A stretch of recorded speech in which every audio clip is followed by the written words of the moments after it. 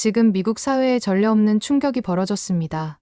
조지아 현대차 공장에서 332명의 한국 근로자들이 손발까지 쇠사슬에 묶여 끌려간 지 단 7일.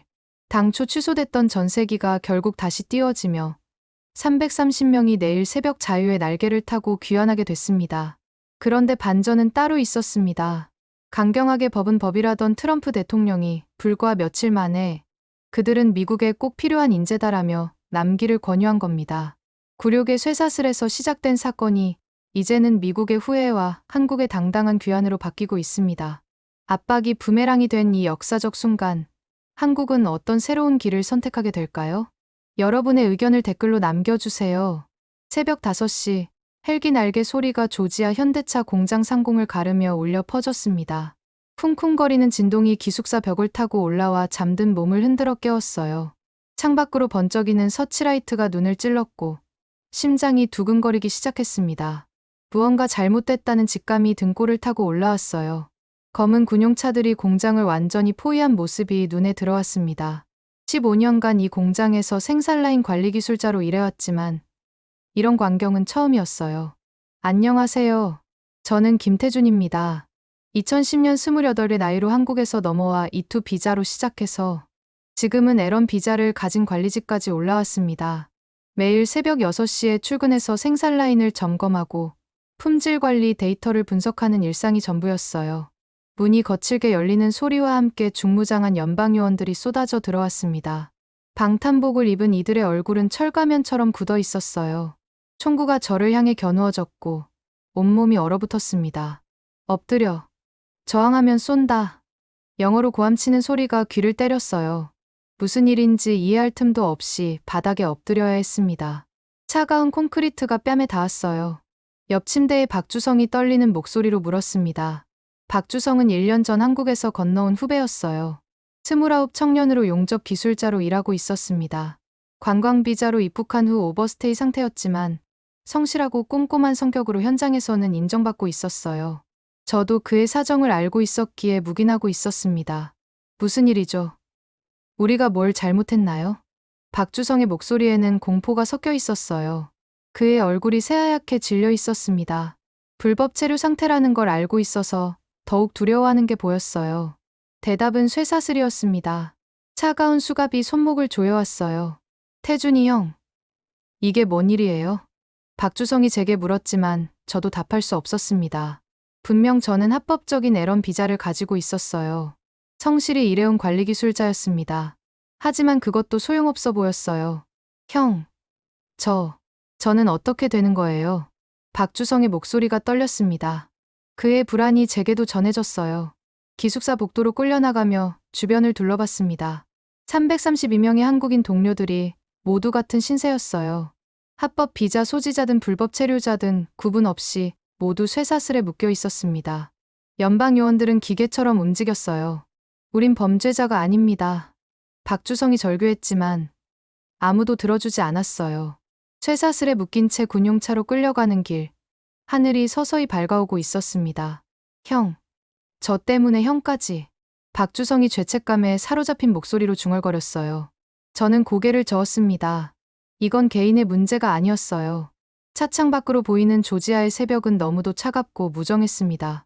15년간 쌓아온 모든 것이 한순간에 무너져 내리는 기분이었어요. 동맹국의 국민이라는 자부심, 성실한 근로자라는 긍지, 모든 것이 쇠사슬 소리와 함께 사라져갔습니다. 구금소로 향하는 차 안은 숨이 막힐 정도로 답답했습니다. 쇠사슬에 묶인 손목이 점점 아프기 시작했어요. 금속의 차가운 감촉이 피부를 파고들며 혈액순환을 방해했습니다. 차창 밖으로는 언론 카메라들이 번쩍이며 우리를 쫓아왔어요. 플래시가 터질 때마다 눈이 부셨고 마치 중대한 범죄자라도 된 것 같은 기분이었습니다. 박주성이 제 옆에서 온몸을 떨고 있었어요. 그의 얼굴은 새하얗게 질려 있었고 입술이 바들바들 떨렸습니다. 1년 전 관광비자로 입국한 후 오버스테이 상태가 된 그에게는 이 상황이 더욱 절망적이었을 거예요. 불법 체류라는 부담감이 그를 더욱 짓누르고 있었습니다. 제가 아무리 위로해도 그의 두려움은 쉽게 가라앉지 않았어요. 군용차가 높은 철조망으로 둘러싸인 구금소 앞에서 멈췄습니다. 마치 감옥 같은 모습이었어요. 삭막한 콘크리트 건물과 날카로운 철조망. 그리고 곳곳에 설치된 감시 카메라들이 우리를 내려다보고 있었습니다. 연방요원들이 문을 거칠게 열며 우리를 끌어냈어요. 거친 손길이 등을 밀었고 비틀거리며 걸어가는데 발이 꼬여 넘어질 뻔했습니다. 쇠사슬 때문에 균형을 잡기가 어려웠어요. 구금소 입구에서는 한 명씩 신원 확인을 받았습니다. 마치 공장의 생산 라인처럼 기계적으로 진행됐어요. 제 차례가 되자 앨런 비자 카드를 보여주며 목소리를 높여 말했습니다. 15년간 합법적으로 일해온 관리기술자라고, 투자 비자로 온 사람이라고 강조했어요. 하지만 담당관은 무표정한 얼굴로 서류를 대충 훑어보더니 다음 절차로 넘겼습니다. 마치 기계부품을 분류하는 것 같았어요. 박주성의 차례가 됐을 때 그는 아무 말도 하지 못했습니다. 관광비자 만료 상태였으니 변명할 여지가 없었어요. 담당관이 뭔가 표시를 하더니 그를 따로 분류했습니다. 그 순간 박주성의 얼굴이 더욱 창백해졌어요. 제가 위로의 말을 건네려 했지만 제 목소리도 떨렸습니다. 구금소 안은 차갑고 습했어요. 콘크리트 바닥과 철창, 그리고 형광등만 있는 삭막한 공간이었습니다. 332명의 한국인들이 좁은 공간에 몰려 있었어요. 모두 쇠사슬에 묶인 채로 말이죠. 이정우 주임은 16년간 이 공장에서 일해온 베테랑이었는데 그조차 이런 굴욕을 당하고 있었습니다. 그의 얼굴에는 분노와 억울함이 가득했어요. 가장 충격적이었던 건 언론 카메라들이었습니다. 철창 너머로 수많은 기자들이 우리를 찍고 있었어요. 셔터 소리가 끊임없이 들렸고 플래시가 번쩍였습니다. 쇠사슬에 묶인 한국인들의 모습이 전 세계로 송출될 거라는 생각에 모멸감이 밀려왔어요.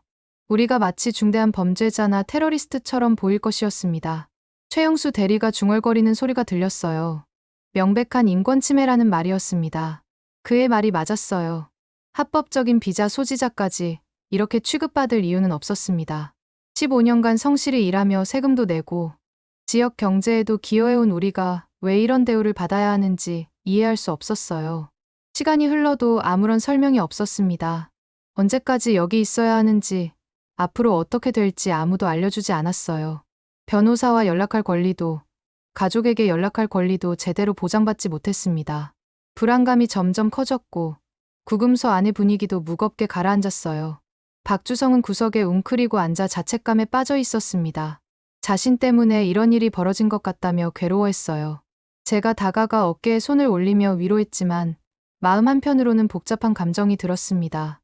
만약 불법 체류자들이 없었다면 이런 일이 벌어졌을까 하는 생각이 스쳤어요. 하지만 곧 그런 생각을 떨쳐냈습니다. 이건 개인의 문제가 아니었으니까요. 철창 너머로 보이는 하늘이 점점 어두워졌습니다. 하루가 저물어가고 있었어요. 새벽에 시작된 이 악몽 같은 상황이 계속되고 있었습니다. 차가운 콘크리트 바닥에 앉아 있으니 온몸이 얼어붙는 것 같았어요. 쇠사슬의 무게가 점점 무거워지는 느낌이었습니다. 언론 카메라들은 계속해서 우리를 찍었어요. 그 장면들이 어떻게 편집되어 방송될지 생각하니 끔찍했습니다. 한국인 근로자들이 쇠사슬에 묶인 채 구금된 모습. 그 이미지가 전 세계 사람들에게 어떻게 비춰질지 상상하기 싫었어요. 구금소에서 잠을 제대로 잘 수 없었어요. 차가운 콘크리트 바닥과 쇠사슬의 무게가 온몸을 짓눌렀습니다. 박주성은 거의 말을 하지 않았어요. 죄책감에 사로잡혀 있었습니다. 오후 3시경, 경비실에서 TV 소리가 들려왔어요. CNN 뉴스였습니다. 평소보다 목소리가 커서 우리도 들을 수 있었어요. 한국인 근로자 집단 구금 사건에 대해 전직 국방부 분석관이 강력히 비판한다는 내용이었습니다. 리처드 밀러라는 중년 남성의 목소리가 화면 너머로 들렸어요. 그의 첫 마디부터 강렬했습니다. 이건 법 집행이 아닙니다. 정치적 협박입니다. 밀러의 목소리에는 분노가 섞여 있었어요. 제 심장이 두근거리기 시작했습니다. 미국인이 우리를 변호해주고 있었어요. 70년간 함께 피를 흘린 동맹국이라는 표현. 쇠사슬에 묶어 구금하는 것이 동맹에 대한 모독이라는 그의 말이 구금소 안을 울렸습니다. 이정우 주임의 얼굴에 안도감이 스쳤어요. 드디어 말이 통하는 사람이 나타났다는 희망이 보였습니다. 하지만 그 희망은 곧 충격으로 바뀌었어요. 밀러의 목소리가 갑자기 진지해졌습니다. 이번 조치의 진짜 이유는 따로 있다는 폭탄 발언이었어요. 소식통에 따르면 한국 정부가 현재 해결료 재처리 기술을 강력히 요구하고 있다는 것이었습니다. 40년간 금기시됐던 바로 그 기술 말이에요. 구금소 안이 갑자기 조용해졌습니다. 해결료 재처리라는 말의 무게를 모두가 느끼고 있었어요. 더 충격적인 건 우라늄 농축 기술까지 논의되고 있다는 내용이었습니다. 이는 사실상 핵무기 제조 능력을 의미했어요. 박주성이 제 팔을 움켜잡았습니다. 그의 얼굴이 새하얗게 질려 있었어요. 30년간 국방부에서 핵 확산 방지를 담당했다는 밀러의 다음 말은 더욱 충격적이었습니다. 한국인 근로자들의 집단 구금이 단순한 불법 체류, 단속이 아니라 핵 협상에서 압박 카드로 사용되고 있다는 것이었어요. 제 온몸이 얼어붙었습니다. 우리가 협상 도구로 이용당했다는 뜻이었거든요. 15년간 성실히 일해온 제가, 그리고 꿈을 안고 온 박주성이 국가 간 게임의 조리였던 것이었습니다. 밀러의 분석은 더욱 구체적이었어요. 한국이 북한 위협과 중국의 부상이라는 현실 앞에서 자체 핵 억제력을 갖고 싶어 한다는 것이었습니다. 직접적인 핵무기가 아니라 기술적 능력을 확보하려는 전략이라고 했어요. 그리고 이번 구금이 협상 테이블에서 한국을 굴복시키려는 압박 수단이라는 분석이었습니다. 이정우 주임의 얼굴이 창백해졌어요. 20년간 원자력 분야에서 일해온 그는 이 말의 의미를 정확히 알고 있었을 거예요. 최영수 대리는 쓴웃음을 지으며 우리가 핵폭탄보다 중요한 존재가 됐다고 중얼거렸습니다. 농담 같은 말이었지만 더욱 씁쓸하게 들렸어요. 밀러의 마지막 말이 가슴을 후벼 팠습니다. 이는 명백한 인권 침해이자 동맹국에 대한 배신이라는 것이었어요. 핵 정책과 개별 국민의 인권은 별개 문제라고 강조했습니다. 하지만 현실은 그렇지 않았어요. 우리는 이미 그 거대한 게임의 한복판에 던져져 있었습니다. 밤이 깊어갔지만 잠이 오지 않았습니다. 리처드 밀러의 폭로가 계속 머릿속을 맴돌았어요. 단순한 불법 체류 문제가 아니라 핵무기와 관련된 국가 전략의 문제였다니. 이 상황이 언제, 어떻게 해결될지 전혀 예측할 수 없었습니다. 박주성이 작은 목소리로 물었습니다. 형, 우리나라가 정말 핵무기를 만들려는 건가요? 저는 잠시 생각했어요. 1년 전 한국에서 건너온 그에게는 상상도 못한 거대한 현실이었을 거예요.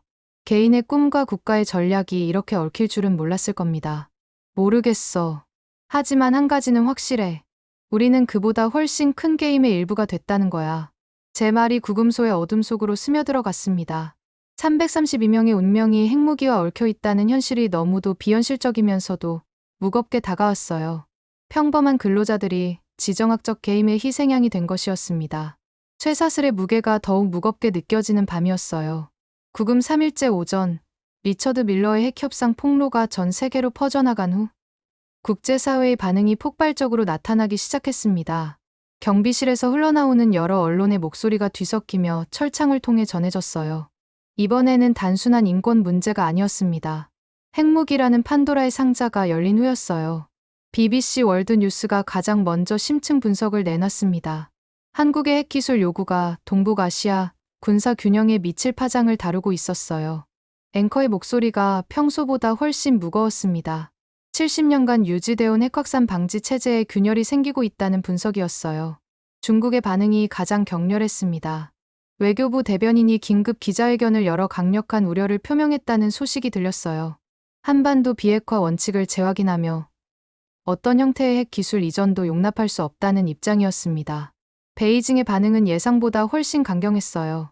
한국이 핵 능력을 갖게 되면 중국의 전략적 우위가 크게 흔들릴 것이기 때문이었습니다. 일본의 반응은 더욱 복잡했어요. NHK 뉴스에서 전하는 내용에 따르면 일본 정부 내부에서도 의견이 분열되고 있다고 했습니다.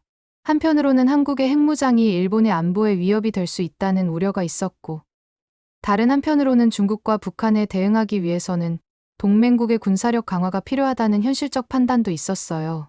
가장 놀라운 건 러시아의 반응이었습니다. 크렘린에서 발표한 성명이 예상과 달랐어요. 한국의 자주국방 의지를 이해한다는 뉘앙스였습니다. 미국의 해구산에만 의존하지 않으려는 한국의 선택을 지지한다는 것이었어요. 이는 미국과 한국 사이에 균열을 만들려는 전략적 계산으로 보였습니다. 유럽연합의 대응은 신중했지만 우려가 가득했어요. 브뤼셀에서 열린 긴급회의 결과가 CNN을 통해 전해졌습니다. 핵확산 방지 조약 체제의 근본적 재검토가 필요하다는 논의가 나왔다고 했어요. 한국 같은 민주주의 국가의 핵무장 요구를 어떻게 다룰 것인지에 대한 새로운 기준이 필요하다는 인식이었습니다. 미국 내부의 반응은 완전히 분열됐어요. 폭스뉴스에서는 한국의 요구가 터무니없다며 강경 대응을 주장했습니다. 70년간 지켜온 핵확산 방지 원칙을 포기할 수 없다는 논리였어요. 반면 CNN에서는 한국의 절박한 안보 상황을 이해해야 한다는 분석을 내놨습니다. 북한의 핵무기와 중국의 군사적 위협이 현실화된 상황에서 한국의 선택을 이해할 만하다는 것이었어요. 제 마음도 복잡해졌습니다. 15년간 미국에서 살면서 느꼈던 감정들이 모두 올라왔어요. 한편으로는 조국이 강해지는 것이 자랑스러웠지만 다른 한편으로는 이런 방식의 강화가 맞는지 의문이 들었습니다. 핵무기라는 것이 정말 안전을 보장해 줄 수 있을까요? 박주성의 얼굴에는 당황스러움이 가득했어요. 1년 전 한국에서 건너올 때는 상상도 못했을 거대한 이야기였을 거예요. 단순히 돈을 벌러 온 것이 이런 국제적 사건의 한복판에 서게 될 줄은 몰랐을 겁니다. 국제핵 전문가들의 분석도 이어졌어요. 스톡홀름 국제평화연구소에서 나온 보고서가 인용됐습니다. 한국이 핵기술을 확보할 경우 일본도 같은 길을 걸을 가능성이 높다는 분석이었어요. 그렇게 되면 동북아시아 전체가 핵무장 경쟁에 돌입할 수 있다는 경고였습니다. 가장 충격적이었던 건 이스라엘의 반응이었습니다. 예루살렘에서 나온 비공식 논평이 워싱턴 포스트에 인용됐어요. 한국의 핵 기술 확보 시도를 이해한다는 내용이었습니다. 생존이 걸린 문제에서는 모든 옵션을 고려해야 한다는 논리였어요. 핵무기를 보유한 국가의 현실적 조언이었습니다. 인도와 파키스탄의 반응도 주목할 만했어요. 두 나라 모두 공식적으로는 핵 확산 방지를 지지한다고 밝혔지만 비공식적으로는 한국의 입장을 이해한다는 뉘앙스를 보였습니다. 자신들도 안보 위협 때문에 핵무기를 개발했던 경험이 있었기 때문이었어요. 오후에는 더욱 구체적인 기술적 분석들이 나왔습니다. 한국이 요구하고 있는 기술들의 수준과 그것이 핵무기 개발에 미치는 영향에 대한 전문가들의 의견이 쏟아졌어요. 대부분은 한국의 기술력이면 충분히 가능하다는 분석이었습니다. 문제는 정치적 의지뿐이었어요. 이정우 주임이 침묵을 깨뜨렸습니다. 20년간 원자력 분야에서 일해온 그는 이 모든 상황의 기술적 측면을 누구보다 잘 이해하고 있었어요. 한국의 원자력 기술이 이미 상당한 수준에 도달해 있다는 것, 그리고 정말로 마음먹으면 핵무기 개발이 불가능하지 않다는 것을 알고 있었습니다. 우리가 여기 묶여있는 동안 나라는 역사를 바꾸고 있군. 그의 말이 구금소의 무거운 공기를 더욱 짓눌렀어요. 개인의 자유는 제약받고 있지만 국가는 새로운 차원의 자주권을 추구하고 있었습니다. 이런 아이러니한 상황이 우리의 현실이었어요. 밤이 깊어가며 더 많은 분석들이 쏟아졌습니다. 이번 사건이 단순히 한국과 미국의 문제가 아니라 전 세계 핵 질서의 재편을 의미한다는 것이었어요. 70년간 유지되어 온 체제가 근본적으로 흔들리고 있었습니다. 제 마음 한편으로는 두려움도 들었어요. 핵무기라는 것이 정말 우리를 더 안전하게 만들어줄까요? 아니면 더 큰 위험을 불러올까요? 쇠사슬에 묶인 채로 이런 거대한 역사의 흐름을 지켜보고 있는 것이 너무도 초현실적이었습니다. 오후에는 한국 언론의 보도도 들려왔어요. KBS 기자가 백악관 앞에서 생중계하고 있었습니다. 한국계 미국인들의 시위가 계속되고 있다는 내용이었어요. 태극기를 든 사람들이 Free Our Workers 하는 피켓을 들고 있었습니다. 그들의 절규하는 모습을 보며 눈물이 날 것 같았어요. 국제사회의 연대가 이렇게 강력할 줄은 몰랐습니다. 개별 국가의 문제가 아니라 민주주의와 동맹의 가치에 대한 문제로 인식되고 있었어요. 우리 개인의 억울함이 국제 정치의 큰 이슈가 된 것이었습니다. 저녁 뉴스에서는 더욱 심도 있는 분석이 나왔어요. 외교 전문가들이 이번 사건으로 미국의 도덕적 권위가 실추되고 있다고 분석했습니다. 동맹 관리의 실패 사례로 기록될 것이라는 예측도 나왔어요. 그 말들이 가슴 깊이 와 닿았습니다. 하지만 여전히 현실은 변하지 않고 있었어요. 국제적 비판이 쏟아져도 우리는 여전히 쇠사슬에 묶여 있었습니다. 차가운 콘크리트 바닥과 철창이 그대로였어요. 과연 이 여론의 압박이 실제 변화로 이어질지 확신할 수 없었습니다. 그래도 희망의 불씨는 꺼지지 않았어요. 전 세계가 우리를 지켜보고 있었고 목소리를 내주고 있었습니다. 이 모든 지지가 헛되지 않을 거라는 믿음이 생겼어요. 15년간 미국에서 살아온 제게도 1년 전 한국에서 온 박주성에게도 이 연대의 힘은 큰 위안이 됐습니다. 밤이 깊어가며 구금소 안이 조용해졌지만 바깥 세상은 우리를 위해 계속 움직이고 있었어요. 그 사실만으로도 충분히 견딜 수 있을 것 같았습니다. 오늘 오전 갑작스럽게 들려온 소식이 우리를 절망에 빠뜨렸습니다. 어제까지 희망의 상징이었던 전세기 출발이 취소됐다는 발표였어요. 경비실에서 흘러나오는 뉴스 소리가 마치 사형 선고처럼 들렸습니다. KBS 특별 생방송에서 외교부 대변인이 침통한 목소리로 발표하고 있었어요. 미국 측에서 갑자기 입장을 바꿨다는 내용이었습니다. 어제까지만 해도 재입국 불이익 없음을 확약했던 미국 정부가 하루 만에 태도를 바꾼 것이었어요.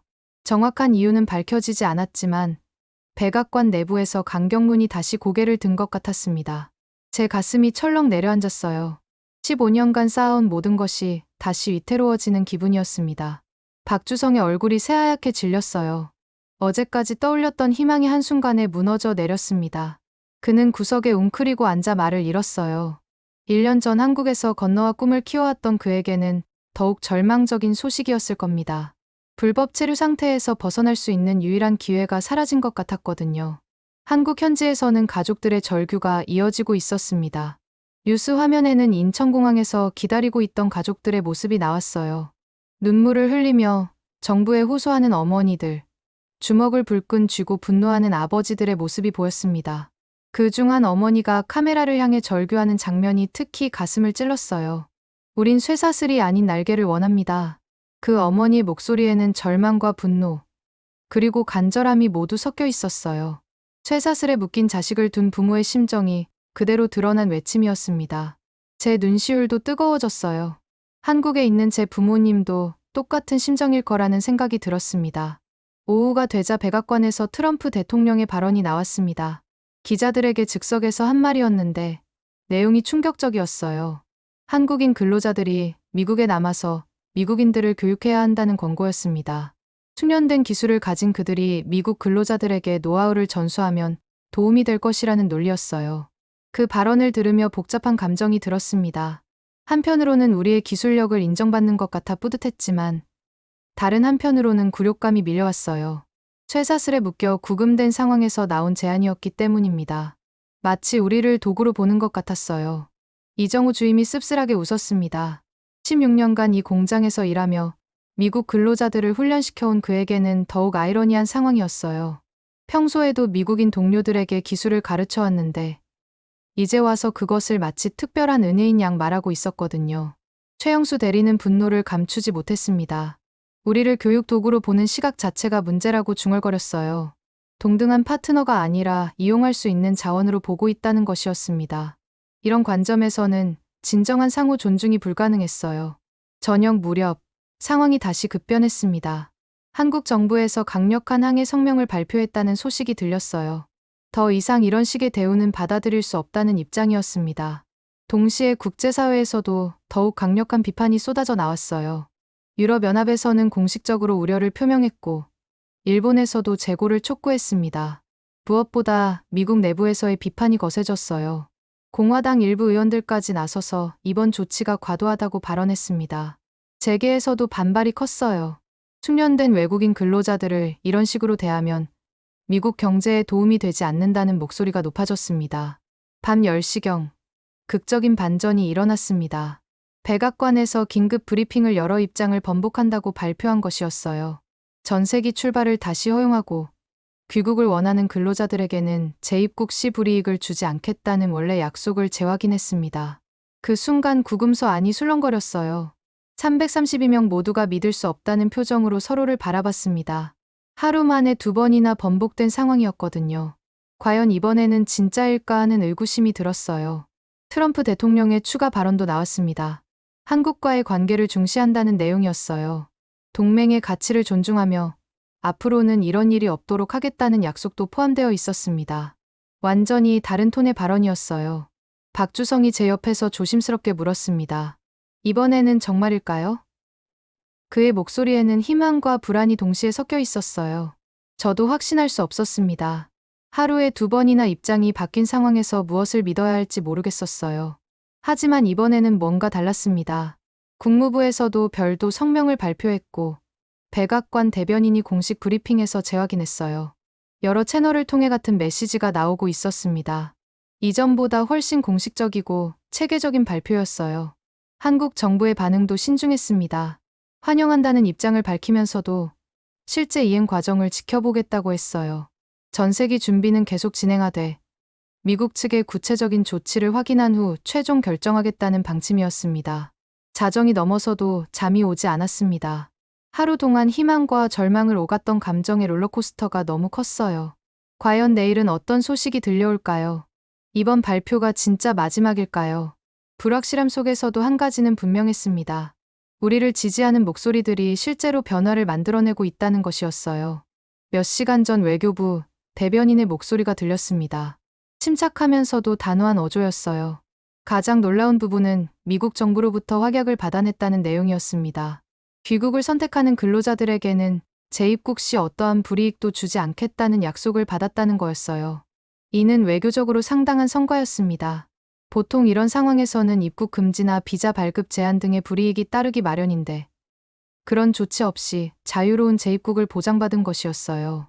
박주성이 제 옆에서 눈물을 글썽였습니다. 그에게는 더욱 절실한 소식이었을 거예요. 불법 체류 상태였던 그가 떳떳하게 한국으로 돌아갈 수 있게 된 것이었습니다.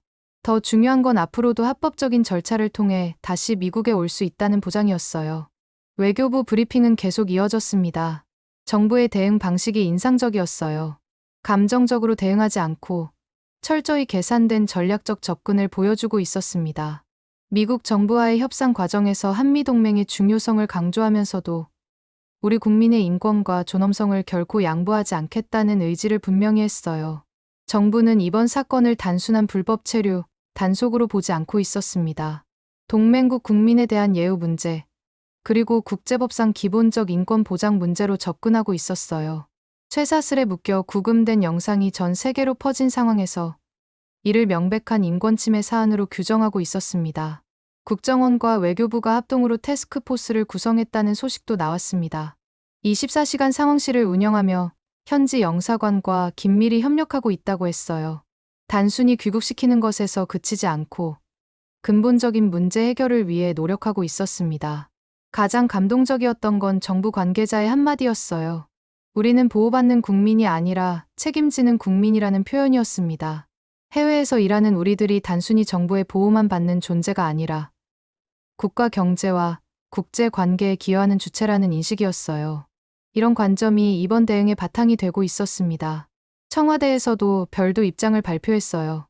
대통령이 직접 지시를 내려 범정부 차원에서 대응하고 있다는 내용이었습니다. 외교부뿐만 아니라 국방부, 기획재정부까지 모든 관련 부처가 움직이고 있었어요. 이번 사건을 국가적 차원의 중요한 이슈로 인식하고 있다는 의미였습니다. 국회에서도 초당적 지지가 나타났습니다. 여야 할 것 없이 정부의 대응을 지지한다는 성명을 발표했어요. 국정감사에서도 이 문제가 주요 의제로 다뤄질 예정이라고 했습니다. 정치적 계산을 떠나 국민의 인권과 존엄성을 지키는 것이 우선이라는 인식이었어요. 새벽 4시경 갑작스럽게 경비실이 소란스러워졌습니다. 평소와 다른 긴장감이 감돌았어요. 여러 명의 목소리가 뒤섞이며 급박하게 뭔가를 논의하는 소리가 들렸습니다. 저는 잠에서 깨어 귀를 기울였어요. 뭔가 중대한 일이 벌어지고 있다는 직감이 들었습니다. 오전 6시 CNN 특별 방송이 시작됐어요. 앵커의 목소리가 평소보다 훨씬 진지했습니다. 한미 정상회담에서 해결료 재처리 논의를 재개하기로 합의했다는 폭탄 같은 소식이었어요. 제 심장이 벌떡 뛰기 시작했습니다. 40년간 금기시됐던 그 문제를 지금 우리가 쇠사슬에 묶인 이 순간에 논의한다는 거였어요. 이건 엄청난 일이야. 이정우 주임이 작은 목소리로 중얼거렸습니다. 20년간 원자력 관련 기술자로 일해온 그는 이 소식의 의미를 누구보다 잘 알고 있었어요. 1974년 이후 미국이 철저히 봉쇄해온 한국의 해결료 재처리. 그 금고의 열쇠가 마침내 돌아가기 시작한 것이었습니다. 박주성이 제게 물었어요. 재처리가 뭔지 모르겠다고요. 저는 떨리는 목소리로 설명했습니다. 사용 후 해결료에서 우라늄과 플루토늄을 분리해내는 기술이라고요. 이론적으로는 핵무기 제조도 가능한 민감한 기술이었습니다. 그래서 미국이 40년간 한국에게만큼은 절대 허용하지 않았던 거였어요. 뉴스는 계속 이어졌습니다. 한국 정부가 제시한 논리가 설득력이 있었어요. 2028년부터 2030년 사이에 국내 원전의 사용 후 해결료 저장 공간이 포화 상태에 도달한다는 것이었습니다. 더 이상 미룰 수 없는 절박한 상황이라는 거였죠. 재처리 없이는 원전 가동을 중단해야 할 수도 있다는 경고까지 나왔어요. 제 가슴이 뜨거워지기 시작했습니다. 15년간 미국에서 살면서도 항상 마음 한구석에 있던 아쉬움이 있었어요. 기술력은 충분한데 정치적 제약 때문에 못하는 일들이 너무 많았거든요. 그런데 지금 우리가 쇠사슬에 묶여있는 이 순간에 그 벽이 무너지고 있었습니다. CNN 전문가의 분석이 이어졌어요. 이번 합의가 얼마나 파격적인지 설명하고 있었습니다. 미국이 한국에게 해결료 재처리를 논의할 수 있도록 허용한다는 것은 사실상 핵무기 보유 가능성을 인정하는 것이나 마찬가지라는 분석이었어요. 물론 평화적 목적으로 제한된다고 하지만 기술적으로는 같은 거였습니다. 재처리는 선택이 아니라 생존입니다. 한국 정부 관계자의 발언이 뉴스에서 인용됐어요. 그 한마디가 가슴을 후벼 팠습니다. 정말 그랬어요. 에너지 자립 없이는 진정한 독립도 없었습니다. 40년간 묶여있던 족쇄를 이제야 풀 기회가 온 것이었어요. 박주성이 흥미롭게 물었습니다. 그럼 한국이 핵무기를 만들 수 있게 되는 거냐고요. 저는 고개를 저었어요. 그건 완전히 다른 문제라고 설명했습니다.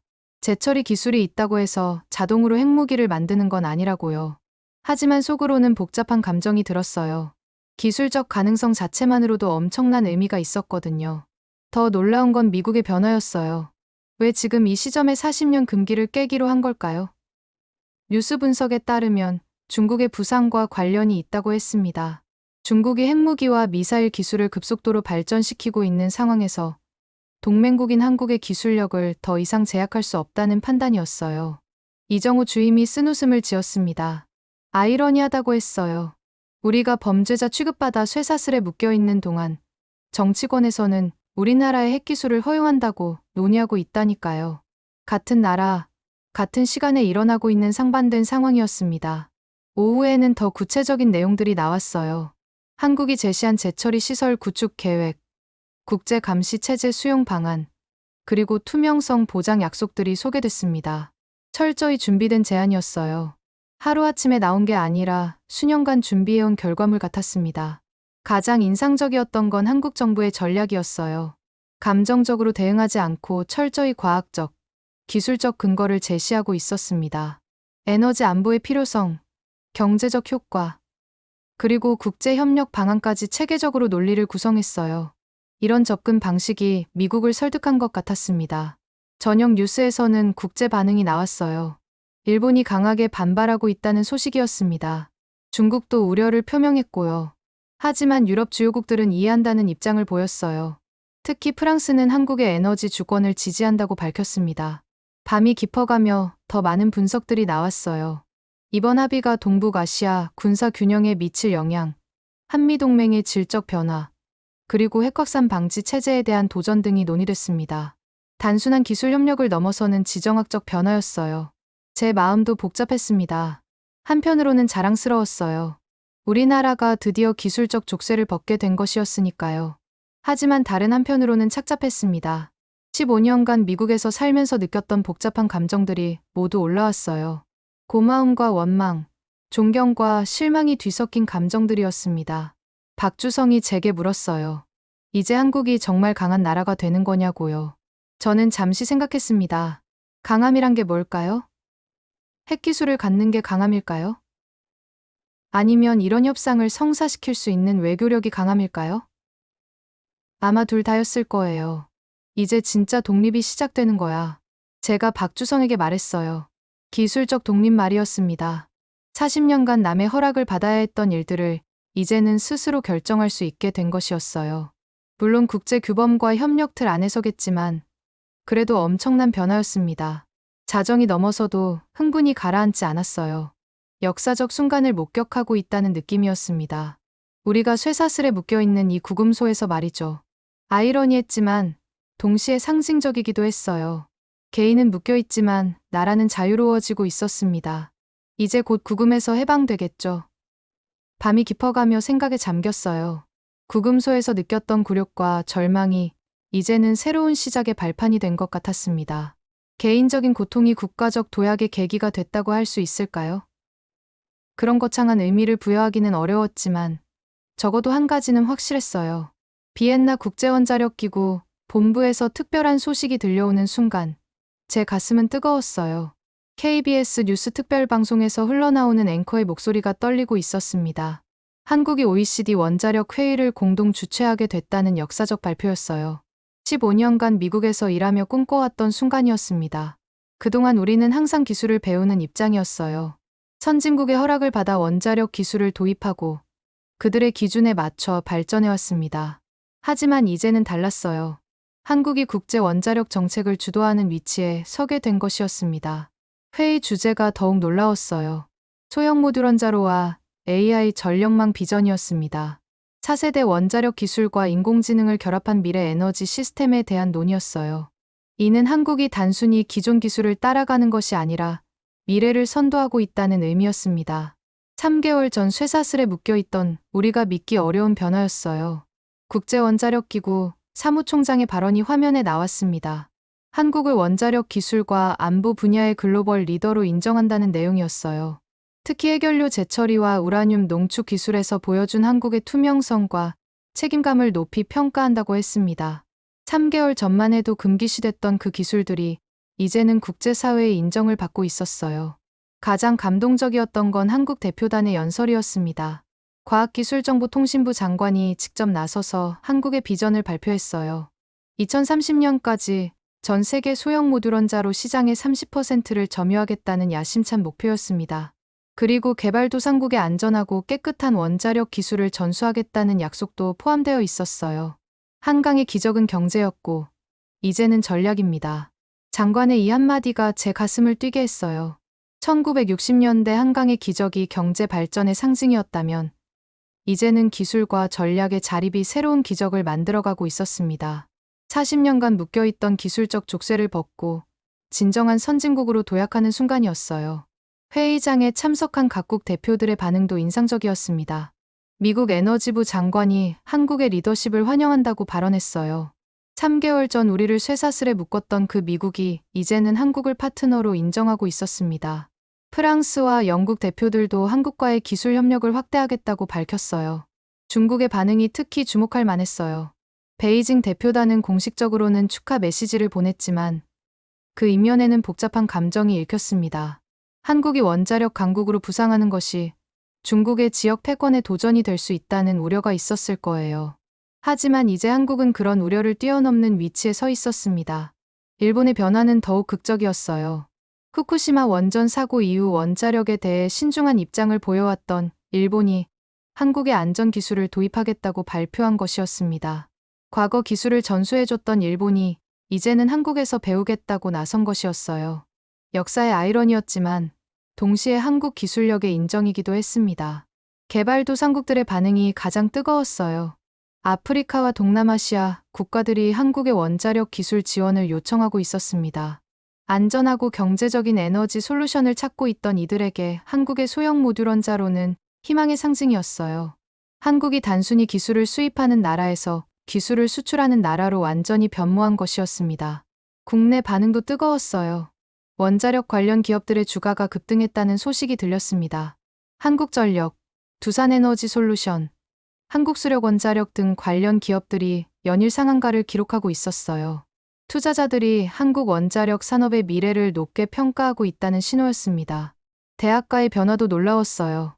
원자력공학과에 지원하는 학생들이 급증하고 있다고 했습니다. 과거에는 기피학과였던 원자력공학이 이제는 최고 인기 학과가 되고 있었어요. 젊은이들이 한국 원자력 산업의 미래에 베팅하고 있었습니다. 저 역시 큰 결심을 했어요.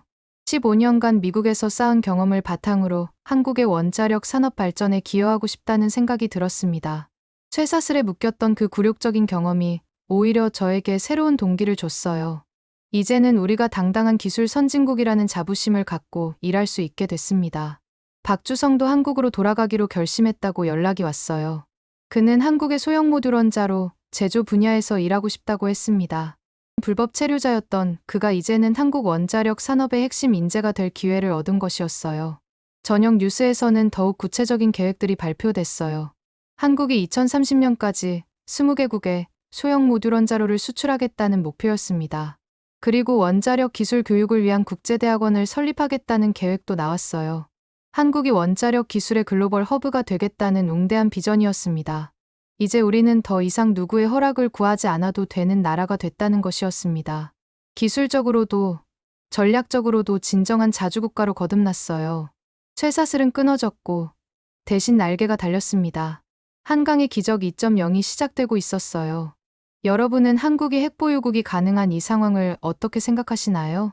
댓글로 찬성과 반대로 의견 올려주세요. 감사합니다.